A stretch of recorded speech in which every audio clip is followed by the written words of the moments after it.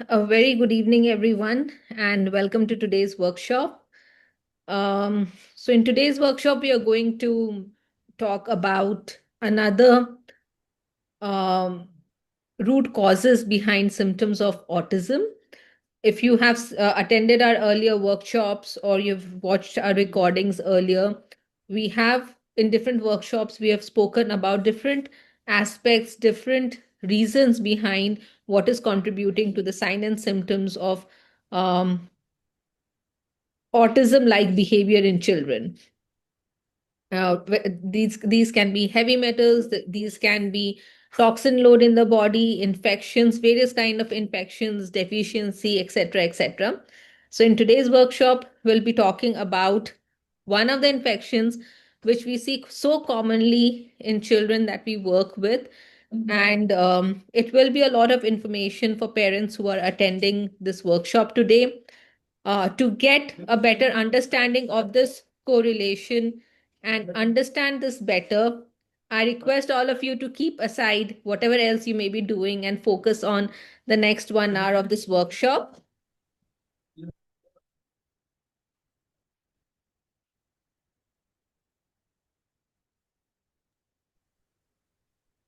So we will have Dr. Ashwani take us through different aspects of parasitic infections.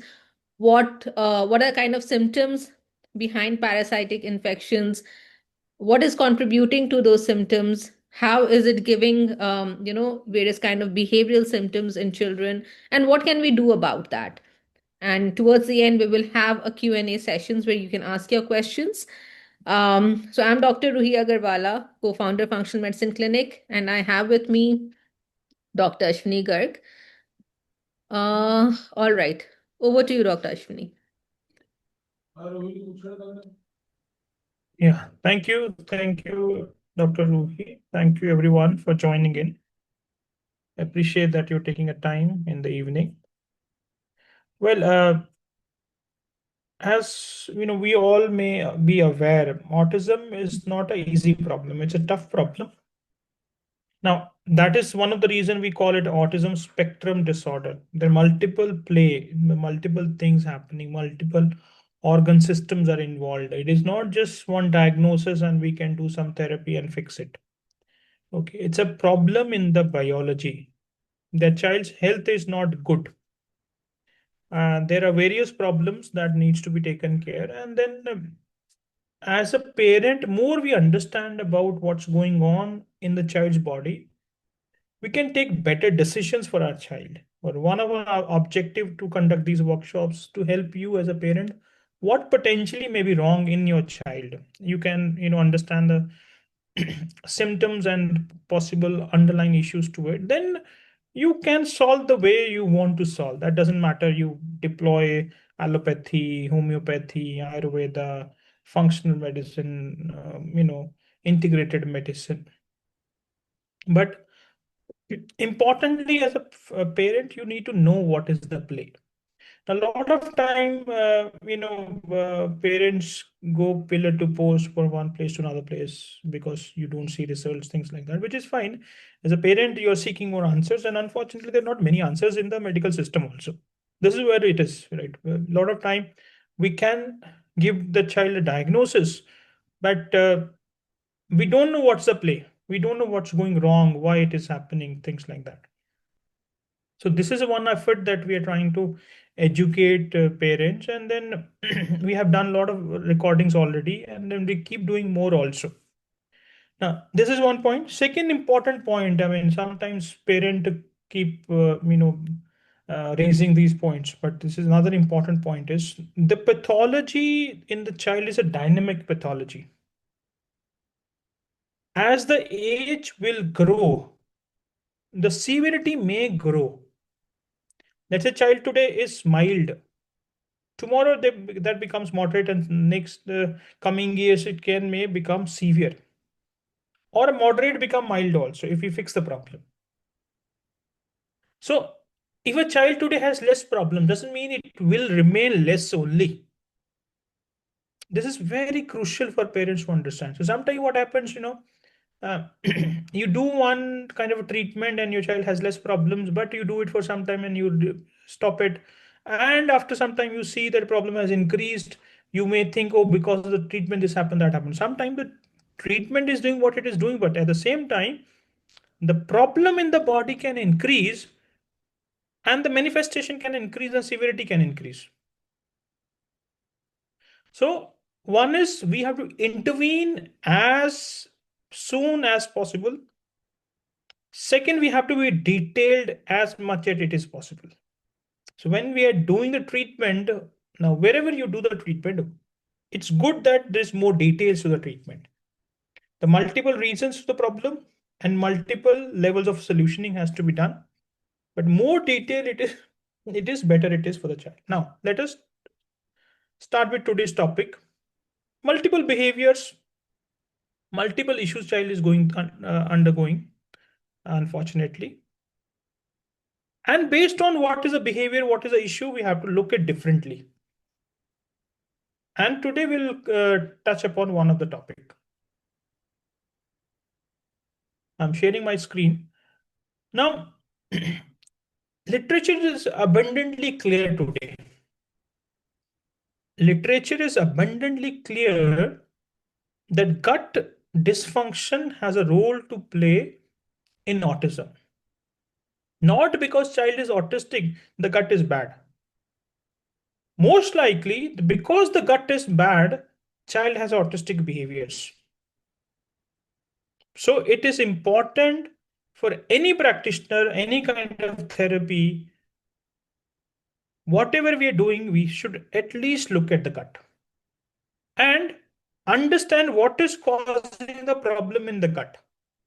Why the gut is not okay. At least this much we should be doing. Okay. So gut is an important connection for all of healthcare practitioners and also to the parents. Now, as a parent, if you know this is what the possibility is there, then you keep seeking the right practitioners for your child. So gut is not merely a secondary organ affected by the neurological condition. It is not merely a second thing. It's actually maybe a primary. Maybe the problem is starting from there. And enough evidence today that GI pathology may be a primary driver of the neuropsychiatric symptoms in a subset of individuals with ASD. Now, as we help the gut, there could be better language development, there could be better social interactions, could be better attention and focus, better behavior regulation, better sensory tolerance, and sleep is better. Now, as we improve the gut, these symptoms will also get better. And this is some of these things are very, very, troublesome to the child. The healing will happen with the gut. This is one aspect to understand that gut is one of the things we should work in various ways to help the child. Now, a child may have multiple symptoms. Now, when a child comes to us, we want to segregate the symptoms to different buckets. Okay, this symptom means this symptom means this. And then we look at the biomarkers, the test. Then we correlate, okay, clinically this symptom looks this and there is a substantiating markers to the symptom is also with me. Then I start the treatment. Okay, so lot of times, lot of the behaviors in the child that we try to correct through behavioral therapies may be arising from different problems, and one of the problem is parasitic infection in the child. Now, how do you judge clinically based on the symptoms? How do you judge? If your child has a disturbed sleep and night walking is there between 1 a.m. to 3 a.m. If this symptom is there, some possibility that child may have a parasitic load. If teeth grinding bruxism is there, sleep, the child is restless patterns. It means tossing, turning, tossing, turning. Parasitic load is there. There is aggressive behaviors like biting, pinching, scratching, self-injury, sudden unprovoked aggression. Out of nowhere, child wants to bite and hit and spit and push others. Maybe parasitic infection is there. Out of nowhere, there's a sudden meltdown, bedwetting, dark circles and rise. Could be because of the parasites. Now, in the month, there is a full moon day also. Around the full moon, there's a deterioration in the behaviors. If behavior is already bad, it becomes more bad. Or it is okay, it becomes bad during the full moon. That's another way to say there could be a parasitic infection.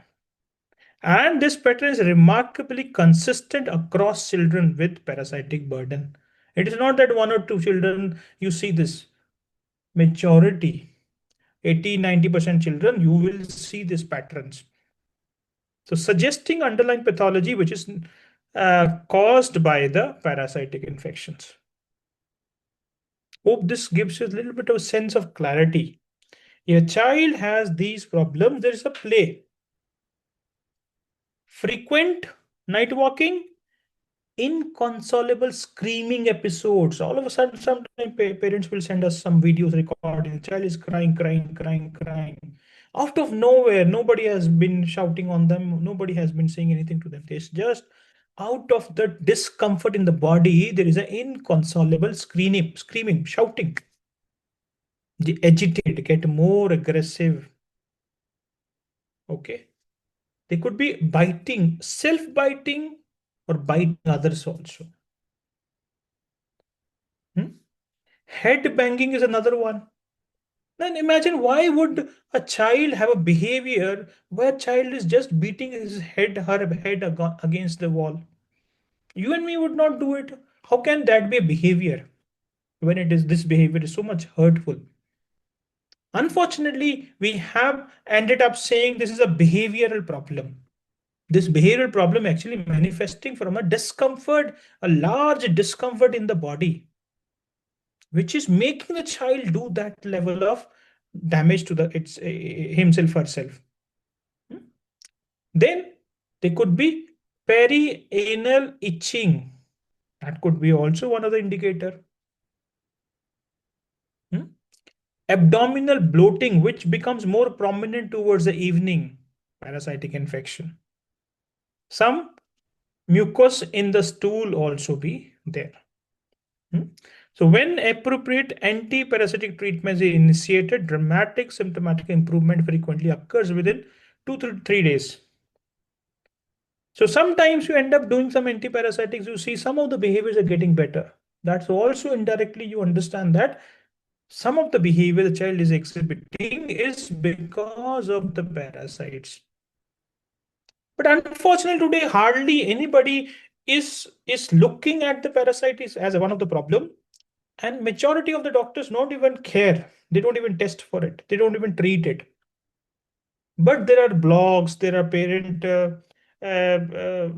blogs and Facebook groups and different situations where they say, oh, during full moon, I'm doing this deworming and my child is okay. If it is working, there has to be some logical explanation to it. Yes, this information is not in the books, unfortunately, because in the books, there are hardly anybody writing good quality new books. Everybody just repeating the same science. Okay. Now, why would a child is more vulnerable to the parasitic infections? One, they may have a low stomach acid. Then the ability to sterile the food or the water that they put in mouth, it becomes poor. Thereby, growing parasitic infection is this thing. They may have a picker behavior. They may put things which are non-eatables that may expose them even to more parasitic infections. Their immune system is compromised. There's immune dysregulation. There is immune compromise. There's autoimmunity. They may also cause the possibility that they may grow the parasitic infections.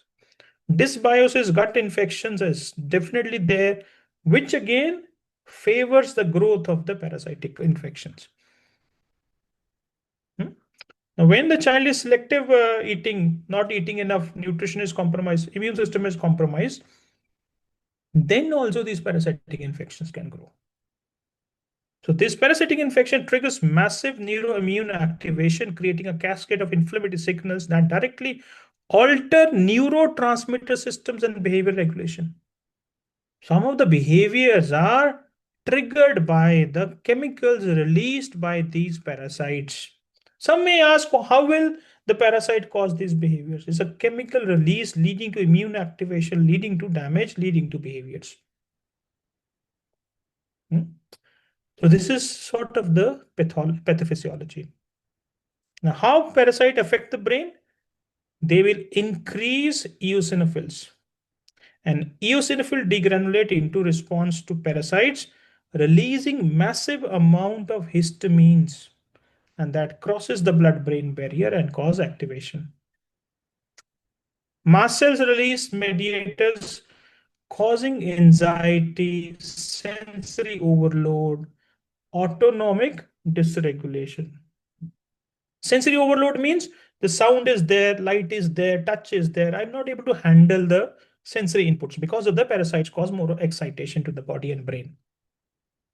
This can lead to production of a lot of cytokines, IL-4, IL-5, IL-13, and skewing the immune system to Th2 drive, thereby profound inflammation to the brain and thus consequently symptoms. It can produce toxins which will cause leaky gut, thereby again a lot of toxins into the blood and immune reactivation, thereby activation of the microglia and poor pruning, things like that. And they can also act like a neurotoxic metabolites also. Whatever the toxins are produced, the waste of these parasites may directly be affecting the brain also. So immune storm that fundamentally dysregulates brain function manifest as behavioral symptoms, which we look at the behaviors. We don't look at what is being happening under the table. That is why sometimes it becomes difficult to understand the problem and even difficult to treat it. And these are tough problems. They don't go easy from the body. They take a lot of effort. Parasites amplify the psychedelic metabolome also. So some of these have this, heavy load of sensory behaviors. They're lost in their own thoughts. They're lost in their own world. They are self-talking, self-behaving, self-laughing, things like that. And because of the parasites, the symptoms even become more aggressive. Okay. Now, a lot of time we see you do risperidone and child is settling down. Now, risperidone is a blocker to 5-HTA2 receptors. As the receptor is blocked, sensory load is decreased. Now, what is causing the activation of 5-HT2A receptor is the metabolome of these parasites. You may use risperidone temporarily to relieve the child, which is fine. But why the need of risperidone? What is causing the overactivation of this 5-HT2 receptor is the metabolome of these parasites. So inappropriate laughter could be because of that. Dream-like episodes because of that. Self-talk could be because of that. Sensory flooding because of that. So hope this gets clear. Parasites causing histamine, causing activation. Parasite making toxin, causing 5-HT2 receptor activation, causing sensory load. Causing inflammation to brain, microglial activation, poor pruning, less pruning, more pruning. Eventually, all of this is, compromising the capability of the brain and manifesting of various behaviors in the child. Right? Sometimes these parasites can also cause mast cell activation, thereby the red ears, facial flushing, hives, itching, anxiety, irritability, sound sensitivity, emotional liability, impulsiveness. And then you give them a cetirizine, you give them Actor X, and the child will calms down. Now, why? because antihistamines are helping. Why antihistamines? Because histamine is more. Why histamine is more? Because mast cells are activated. Why mast cells are activated? Because parasites are producing toxin, which is activating the mast cell. It's okay to use a drug, nothing wrong with it. You can use a drug which calms a child down. You can use risperidone, you can do aripiprazole, you can use antihistamines. Fine, you calm the child down, no problem. But we also need to know what is causing the activation to these receptors. You cannot depend on, and a lot of time what you see, you start with one. As the child grows, doesn't work anymore. You increase the dose, it will help to sometimes then stop work again. Of course, the body will, at the same dose does not work at some time because the infection keep growing, the toxic load will keep growing, and thereby activation and need of the drug will become more higher. Right? How will parasite cause more aggression and irritability? Histamine will cause amygdala over hyperactivation. Now, amygdala is the brain's threat detection center. Right? Now, when this is persistently being activated, then the child is in a danger perception, thereby always aggressive. The same thing can increase glutamate, which cause more excitation. Sometimes this can lead to a lot of seizures also. We have seen children with seizures with high glutamate activity. One of the reasons could be parasites. The toxins can affect the mitochondria, affect the ability to produce enough energy, and energy low means irritability. I don't have enough energy, and you asking me to do this, that. You asking me to perform 100 tasks. Okay, so some of the behaviors are expression of some systemic inflammation because of the various problems in the body. We need to know what is happening. The parasites can cause leaky gut by damaging the gut junctions, by degrading the mucous barriers, by affecting the motility of the gut, by affecting the digestion of the gut. All of these things affect the gut again. So one is, of course, gut is the problem to the autism, and parasites are affecting the gut itself. So you see, parasite directly affecting the brain, parasite affecting the gut, affecting the immune system, various mechanisms how the parasite could be affecting the eventually the behaviors in the child. And like I said, when the moon is full around that period, the child will have increased behavioral problems, exacerbated behavioral problems. Maybe the parasitic activity is more during periods. Maybe there's more biofilm disruption during these periods. Maybe because the toxins are more by these parasites and immune activity increases, neurotransmitter shifts because of these parasites. Eventually, child is more troubled. That clearly gives you a signal that parasitic problem is there and you need to start working on it. And common ones, pinworms, blastocysts homini, roundworms, giardia, hookworms. Now, testing is a difficult part. Okay. Sometimes eosinophil high indirectly you can understand based on the symptoms. Sometimes microbiome tests, some of these things may come, may not come. So clinical judgment is even more important. A lot of the regular stool testing will not give you any results. Standard stool testing has poor sensitivity. If he has to do it, we have to send the samples, sometime US and all that to multiple samples, even to know that the problem is there. So testing is not even reliable, unfortunately, in this case. So clinical judgment even becomes more important. Right? So, but if deworming is helping, if full moon behaviors are changing, then you know something is wrong. Okay, and you can take right action. Now, another important thing is when parasites are there, immune system is compromised, there is yeast overgrowth also. Then this becomes a loop. Yeast is another infection, parasite is another infection, then immune system is compromised, then bacterial infections and viral infections will also grow. right? So then it complicates matters even further down. So when we are treating parasites, is also to look at the fungal infection, yeast infections, and treating them simultaneously, right? So albendazole is a used one. Albendazole with ivermectin is a good one. Uh, some of the herbals like neem, oregano, clove, mimosa pudica, olive oil extracts, things like that, they're also useful. But they have to use together.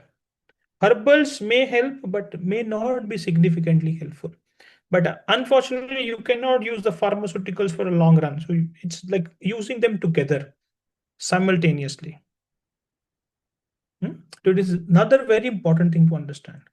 Sometimes parents say, no, I don't want to give pharmaceuticals. Their apprehensions are fair, but unfortunately, these are tough infections. You really has to go aggressive to clean them out. Okay, and when you're trying to treat the parasites, you also start to look at yeast fungal infection. Then, along with the dietary modifications, pharmaceuticals, and then you also look at the probiotics, especially Saccharomyces boulardii. Right now, because mast cells is another big problem, then they can cause a lot of behavioral issues. So usually what we do is we use some antihistamines parallelly, some natural compounds like quercetin, luteolin, and unfortunately Dow is not available for some reason. Site doesn't allow it, but this enzyme is produced in India but sold outside. We have to bring back to India. Uh, they can really help to degrade the histamine, thereby behaviors can becomes much low. And dietary, where low histamine diet is important. Sugars are to be very, very less, no sugar at all. So basically, even the parasites is the problem we have to treat, but parallelly we have to do other things also, which are you have to stabilize a child, alongside you have to treat what is causing the problem. For example, child with 4 years old, significant night walking, agitation, aggressive biting behaviors, dark circles under the eyes, uh, after meal, postprandial hyperactivity increase. When you feed the child, you feed the parasite, and hyperactivity will increase. Self-injurious behavior, cyclic patterns during the moon. Then you start with 1 or 2 weeks. In the first week, you start with albendazole with parental pamoate along with herbals. Then you start nystatin also. Then you start probiotics, bifido, clostridium, bitaricum, things like that. And if necessary, use some antihistamines. Then you will see the sleep gets better, behavior gets better. Now, this is important that depending on the load, some children have heavy load, some has less problem. When less problem, with a small intervention, you may see stabilization. But when the problem is big, load is big, you may need months and months to even to stabilize the child, right? So hope that give you a little bit of a clarity. You need to do have good testing. As a parent, you need to really understand the problem. Sometimes what happens, we do the treatment and then there's an increase in histamine and increase in behavior. You think, oh my god, treatment is going ulta, but actually we're killing. And in temporal there could be a change in the towards the negative behaviors, but this is only a die-off reaction. This is another aspect of it that we has to understand. So hope that gives some level of clarity, right? Now this how do you differentiate? Somebody has SIBO, for example. Postprandial bloating may mean SIBO, means some bacterial infection is also there. Excessive flatulence is there with foul odor, that means some fermentation going on. Poor tolerance to starches, sugars, fiber, that means some bacterial fermentation is there. Now, if it's C4, you may see inappropriate laughter or giddiness, and the child may look like they're drunk. Nocturnal agitation, sleep disturbance, intense craving for sugars and refined carbs means fungal infections are there.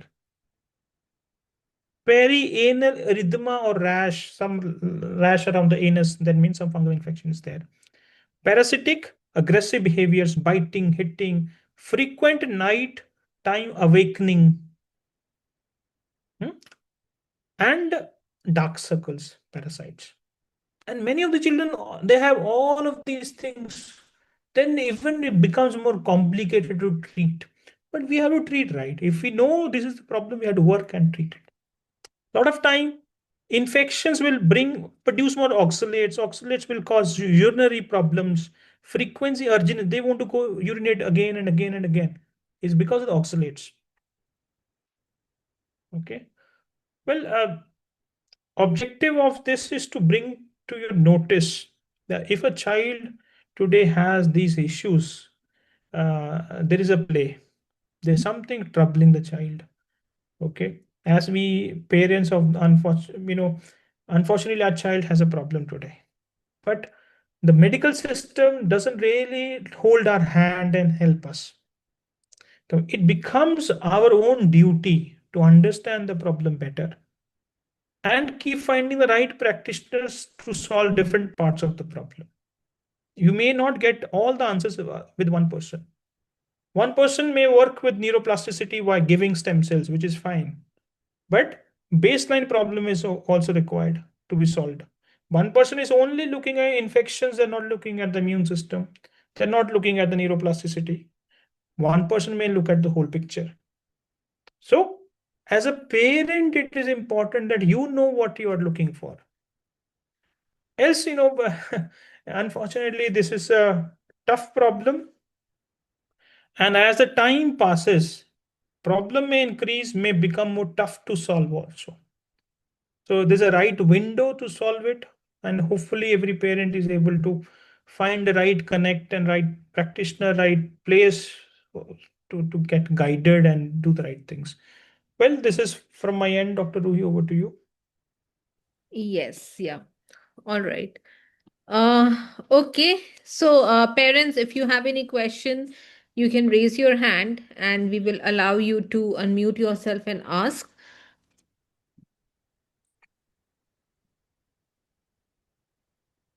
Yes, Sadik, you can, if you want, you can unmute and ask, or you can just ask in the chat, whatever works Yeah, for you. sure. Yeah, Yes, I hope I'm audible. Yeah. yes, yeah. Okay. So I'm into the second month of the treatment. So second month uh, details included albendazole. So we just started with the first week of albendazole. But in today's slide, there was one more, medicine mentioned like pyrantel Parental pamote. Pamod. So it was not mentioned there. So do we need to include that? And also for the yeast, you mentioned about the symptoms for the yeast. Currently we do see, like, for after 1 month of giving medicine, we did see a lot of improvement in terms of the eye contact and the behavioral settlements, right? But however, uh, after some time, just a week back, we still see some regressions. Laughter has increased, okay, because since sir mentioned about this yeast formation which leads to laughter and other kind of behaviors. So with regards to yeast, we don't have any medicine listed or recommended to us. uh, so and the neem part also, like how much neem has to be given? Yeah, how can we determine these So, two Sadiq, parts? Yeah. now one objective of this presentation is to bring to the awareness of parents and to the doctors. But does not mean that everything has to be done immediately. Now, looking at the child's problem, looking at the blood work, we decide what is the first thing, second thing, third layer. Now, sometimes some kids may have more die-off, some may have less die-off. So, little by little, we keep working on that. So, don't worry. As the keep you must be in a group, and WhatsApp groups are there. So, as whatever good and bad is happening, keep us posted. And relatively, what as the results are there, we'll keep tweaking the plan as and when necessary. So let's stick to the plan as of now, but keep posting us, and then when necessary, we'll do the right interventions also. Yeah, and the neem parts are like, because neem was mentioned, but the quantity in terms of how much we should be giving. Yes. So um, we may use something else also. See, for example, now there's a lot of buzz about one naturopath. His name is Dr. Vishwaru Chaudhary. He has been talking about neem therapy, but he's saying 5 grams of neem, 10 grams of neem. That may become too much aggressive dose. Okay, if at all we have to do probably half a gram to 1 gram in a day, and too much can be a problem. So we have to be doing at a dose which is more acceptable by the body. Too much can really put them off. Okay.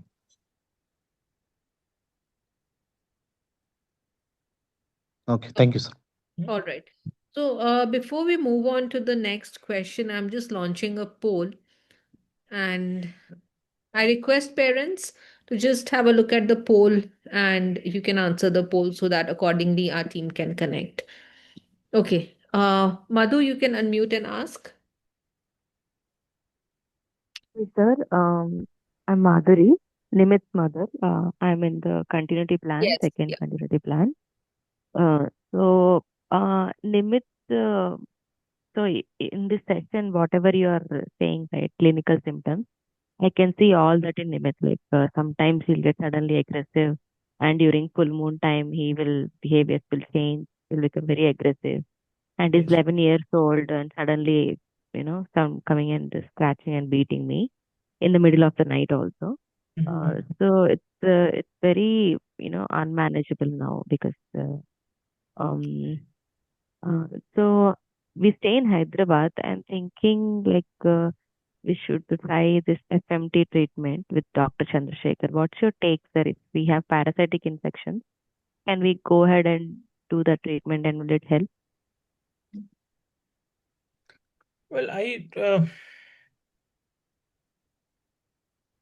okay. Now you talk to Dr. Chandra, okay, and think and discuss with him how useful this is for the parasitic infection. Now, it is good for the refractory Clostridia infections. I know. But parasites, many of the parasite may just not reside in the gut itself. Hmm? But fine. I know these are difficult times. Child is already 11, and then whatever best we can do, we can do. So I, I I really don't have a better answer as of now in terms of whether FMT is useful, not useful. But please talk to the doctor, and then if it's relevant and he's confident, then please go ahead and do it. And if I opt for it, we can work in sync, right, sir? Yeah, Like yeah, with yeah, yeah. No FMC. problem. That's absolutely okay. Yeah, yeah. No problem. Absolutely, absolutely. And it should not like for example, we are in our plan we use parasitic care and all that, and while doing FMT if we ask to stop those, I mean it kills good bacteria also, then we might have to adjust accordingly, right?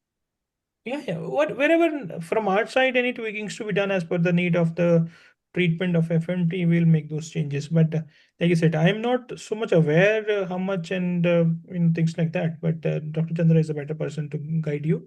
And if he's confident, then that's all we want. Okay, thank you, sir. Hmm? Hmm.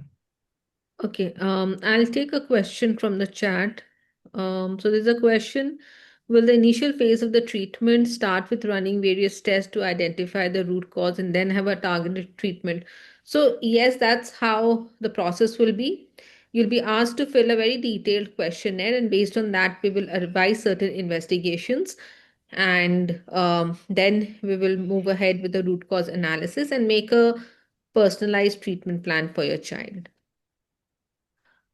There is another question. In Nutrifit test, there is no mention of parasite infections. As my child's gut dysbiosis is normal, no bacteria, no fungal, no permeability mentioned. We deworm every 6 months. Is there any other test or chances my child have parasite infections? Well, see, I'm saying depends. See, first of all, clinically, we decide whether parasite looks like or not based on symptoms and the test. Now, if Nutrifit doesn't say that it is not there, doesn't mean it is not there. Or we cannot say it is there. Now, we have to look at the blood work, look at the symptoms and the other test and say whether it is there or not there. Now, if we feel it is there, we anyways go ahead and do the treatment. Okay, because a lot of times the any kind of testing is there's a challenge with the testing of the parasites anyway. Now, if we want to be furthermore sure, we can do a microbiome testing. But microbiome testing is also not 100%, but it will give better clue than Nutrifit. Hmm? But you're doing all 6 months. But if we feel that it has to be more based on if we are doing treatment anyway, we'll keep you appraised about it. So, Sapna, I hope that answers your question. Srinivas, you can go ahead and ask.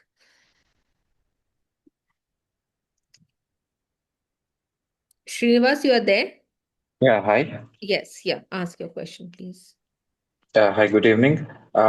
We are in the first month of this protocol, and when we got tested, almost like the NutriFit test as well as uh, other toxins, everything is very normal.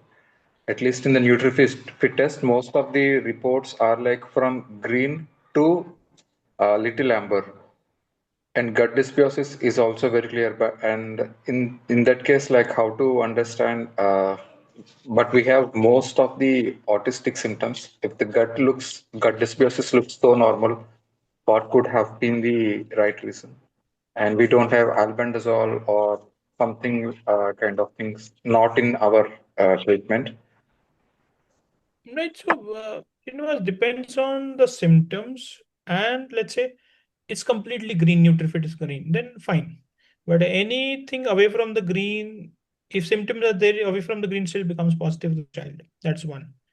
Okay. Second is tests are guidance. Tests are not absolute. Symptoms are the real thing. Symptoms is the real guidance for us. Okay. So if we feel the child needs aggressive treatment, we do that. If this we feel okay, let's just first make the immune system better, which can fight its own infections, we do that.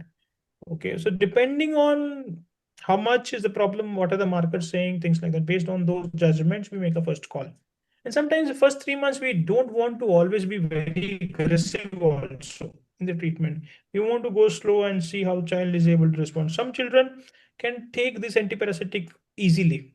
Some may not be able to handle this easily. Then they need a lot of antihistamine support along with the antiparasitics. So that way, if we have done something, we would have thought about it and done that. Yeah, one more small question. So, in such cases, like, would there be any alternative ways to find the root cause? Probably, if something is Micro- not. Well, like I said, microbiome testing is another way, and there's another way is that every alternate day you do a stool sample to a good microbiologist. Take a stool, alternate 3 times to a good Okay. microbiologist, and ask for the specific parasites. Look for a lot of times, a lot of the labs they don't have experts. So if you have a good pathologist, microbiologist, 3 samples at least on alternate days and look Okay. for the specific parasites. Uh, They I- may give either the parasite information or their, the eggs may be found in the stools. okay. Uh, Probably what kind of parasites I can ask for? uh, well, I think please ask in the chat with your doctor. We'll send you a Okay. list of the parasites. Okay. Fine. Yeah. Thank you. Okay. Zeb, yeah, you can go ahead and ask your question. Hello, hi. My question is, because you mentioned that, your treatment would start with some tests being conducted, and you were just talking about this test, NutriFit profile testing. So I don't live in India. I just wanted to know, how are these tests conducted? Will it be my responsibility to arrange, say, blood samples to be sent across? And also, if if that's the case, and you arrange everything for me, what do the samples last? Because obviously they will be in transit. Is there any contamination in samples? Does it affect the results in any way? Okay. So, all kit-based tests are designed in a way that the samples do not get spoiled for a certain period of time. Okay. So if let's say you're doing a NutriFit test or a gut microbiome, which is a stool test, or a hair test for heavy metals, all of those has been designed, the kits have been designed in a way, and you'll be instructed well how to collect the samples, how to then put the samples in the kit and dispatch.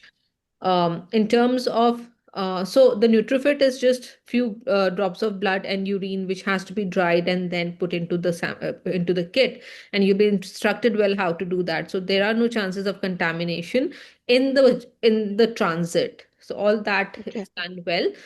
The diagnostics teams will help you with the logistics of shipping, etc. If you ask them to do that, they'll take care of that. All right. Okay. And one more question. There was mention about neem, and I've, been reading a lot about it myself. Mm. And Dr. Ashwani Garg, you just mentioned, half a gram to 1 gram. My question is, how should a neem be administered to a child? Because obviously it tastes so bad. Is there any suggestions or recommendations on what's the best way Well, to you give neem to a child? may put it into pomegranate juice and a little bit of and take an injection, fill the Okay, injection, put it into their throat so that they don't touch their tongue too much. right. Okay, I'll try that. Okay, thank you so much. Okay, I'll take a question from the chat. Bristy is asking, my 6-year-old stims a lot. He grinds on and off, and he has very limited body strength. He's easily exhausted after 10 minutes of walking and needs to sit down. Are these signs of parasites? We have ordered the microbiome test. Now, well, exhaustion is mitochondria is compromised.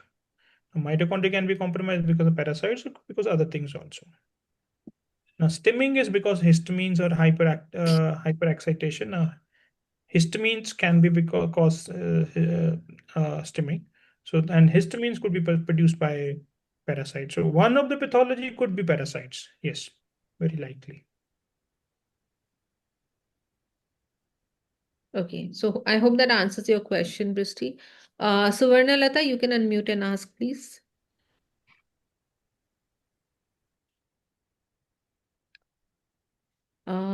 Yeah. Yes. Here, I have enrolled just yesterday. Yes. I was getting treated for my son who is 28 from Dr. Gaurang Ramesh. So before we start, I had done an IL-6 test, which showed me a result of 15. Then in between, just 2 months before I did it, it was 3.49. And recently I have done, just 2 weeks before, it is showing 60 plus. What could be the thing and how do we decode this?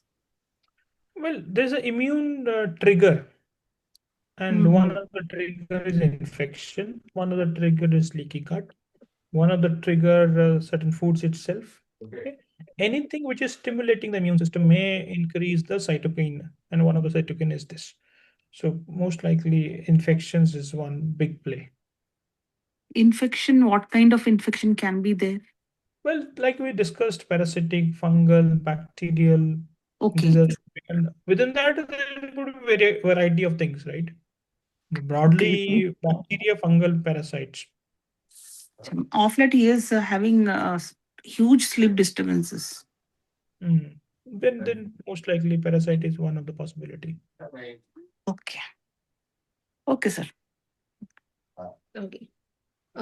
Lenin, you can ask your question. Hi, sir. Good evening. I'm Lenin.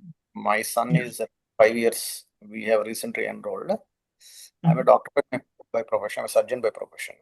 Actually, he has been diagnosed with the autistic symptom like around 2.5 to 3 years. Right, Since sir. then, undergoing some therapies like BT, OT, speech. He has echolalia, but that has not progressed well. It stopped at the level of echolalia itself. And one thing is that he's very, very hyperactive. He always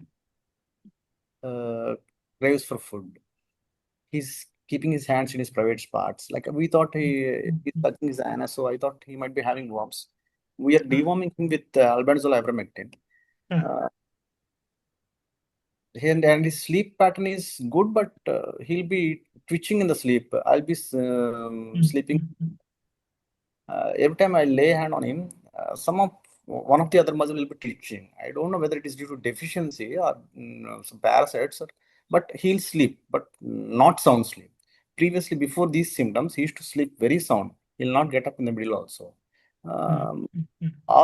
Can these be related to parasitic infections, or are there any neurological problems. Right. Right, sir. So, Dr. Lenin, now one possibility of twitching your muscles is the parasitic infection causing high glutamate and neurotoxicity, thereby movements of twitches are there. Sleep disturbance, parasite is one big play. So, like Yes. I mentioned, a lot of times as a child will grow, Yes, sir. the underlying problem can grow. Yes, sir. Thereby, Yes. what was not there earlier has become positive now. The Yes. symptoms, for example, some of these symptoms. So now, these parasites of various kinds, and some drugs are working on some parasites, Yes. some other. Albendazole broad spectrum is good, but sometimes if we still does not able to crack down the problem, then it's a good idea to do a microbiome test also to have more clues which kind of infections are there. For example, let's say a lot of time we are finding some protozoa also. Then nitazoxanide is a good drug for that. But like I said, sometimes we just has to go clinical. Yes. Maybe the test has come false negative itself. Then we have to, some severe cases we use albenda, febenda, mebenda, parental, pamoate, a combination of things. When it's like I don't symptoms are so severe, child is not getting better, tests are not guiding me any then we sort of carpet bombing in a safer way, of course. So that way it depends on the clinically how the problem is, and we can keep looking at what to be done. But definitely looks like parasite is one play. Sir, I have one more question. Achha. If at all we don't find any parasites in his stool examination, anything, but his symptoms are related to parasitic, Huh. is there any chance that he'll improve with the anti-parasitic drugs? Correct, sir. So now there are two parts to it. One is until the parasite is dead, it will not come onto a stool. Yes. Okay, so stool tells false negative, it can come. Sometimes the quality of test done is itself poor, that they don't even look at enough into the stool to Yes. find the parasite. So, and sometimes the parasite may not be there in the gut itself. They may be in somewhere else. Yes. So if symptom is there, I would say if we don't have a better answer, we should do deworm broad spectrum and try to kill, and most likely we will find some relief. Okay. Okay. Sir, final and last question, sir. This is related to the FRAT test. Do you recommend FRAT test for autistic kids? Because I think it's not done in India. I have labs that there's a long process. Is it mandatory or is it useful if you do a FRAT? Yeah, there are two problems, sir. One is the FRAT means folate receptor antibody positive. That means Yes. autoimmunity is there. Yes. Anyways, we have to work on resolving the autoimmunity out of the child. Yes.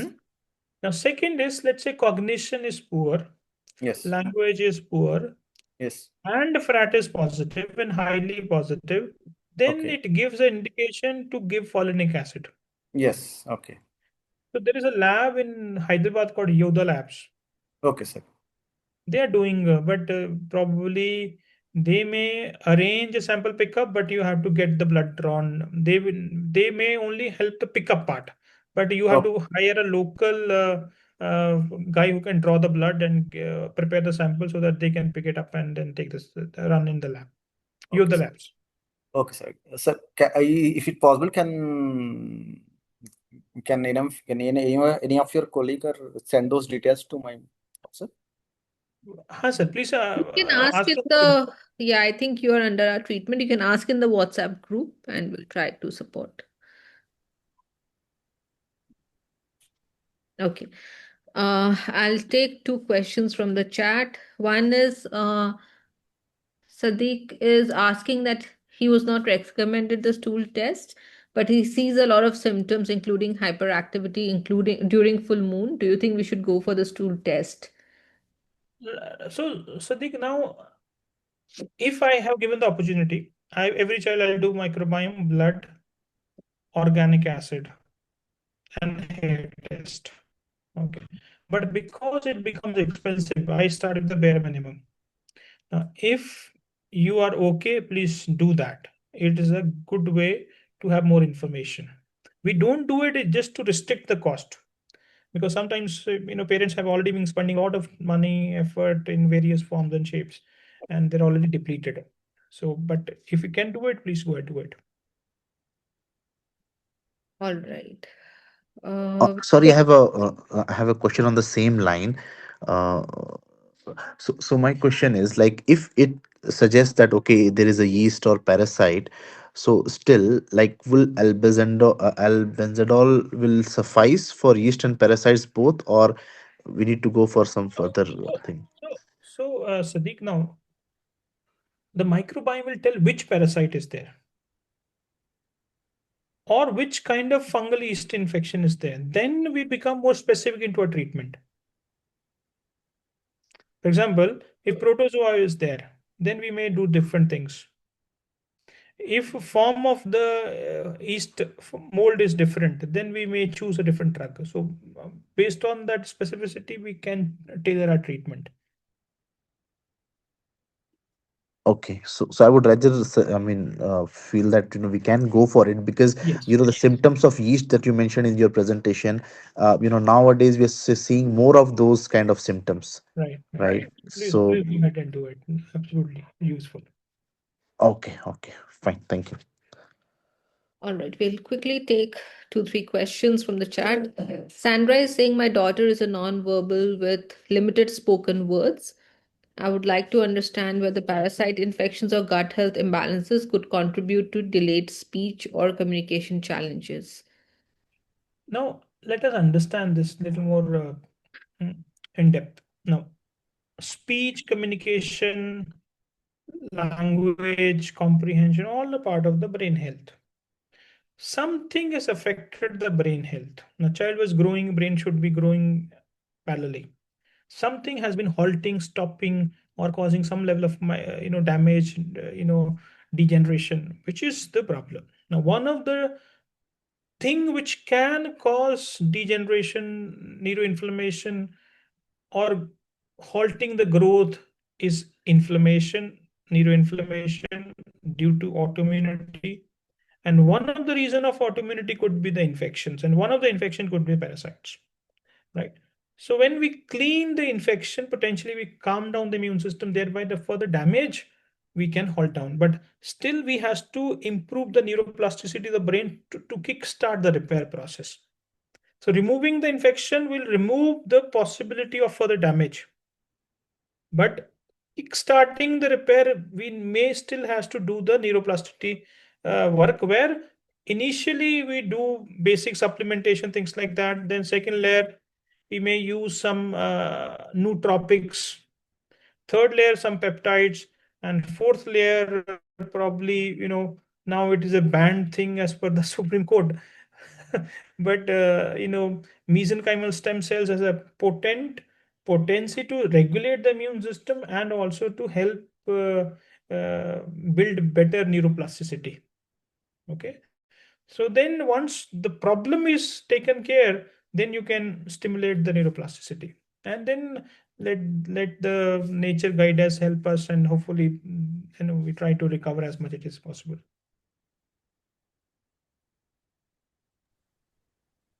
Okay, and one last question now.